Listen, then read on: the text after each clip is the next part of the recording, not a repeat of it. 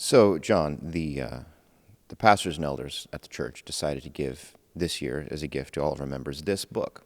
It's a Christmas book by Sinclair Ferguson. It's called Love Came Down at Christmas.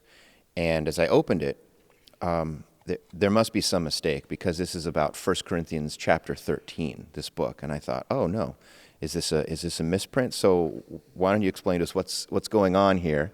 An Advent book called Love Came Down at Christmas, an exposition on 1 Corinthians 13. Mm-hmm. Yeah, so last year was the first year when we gave the church a book around this season. And it was the one that Sinclair Ferguson wrote last year for the Advent month. And it was already becoming a tradition, so we did it again. But you're right, when I looked at this one for this year, I was kind of surprised to see it, what the subject was. And yet, the more I read, the more I realized it makes perfect sense. So if you look in the introduction, and I would encourage all the people in our church who got a copy of this to do that, he sort of lays out for you the rationale behind it, about the idea of what it means for, as the title says, love came down at Christmas. I mean, we sometimes depict the incarnation as a purely earthly event. And we forget that when it's described, the incarnation is described, it's described as Christ coming down, Christ being sent. He was somewhere else. Yes.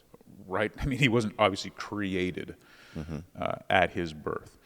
And the question is then, okay, what's the motivation for sending him? And this is what Ferguson unpacks in these devotionals. And so when he says love came down, he is really giving us, I think, a better understanding of John 3:16, which could be translated, God loved the world in this way, that he sent his only son. This is how God loves the world.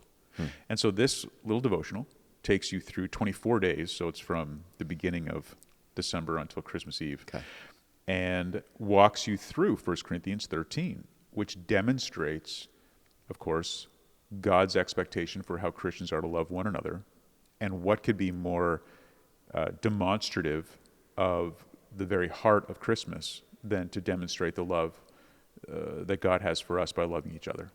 So we just hope all the families will enjoy reading this, and every entry is short enough that even around the dinner table, you could read this, and it ends with a prayer usually that you can read that just sort of summarizes the intention of each chapter. And it's beautiful, it's well written, and I think it'll be something that people can go back to over and over again as they just refresh their memory of why it is that we really do celebrate Advent. Awesome, John. Well, I can't wait to read it.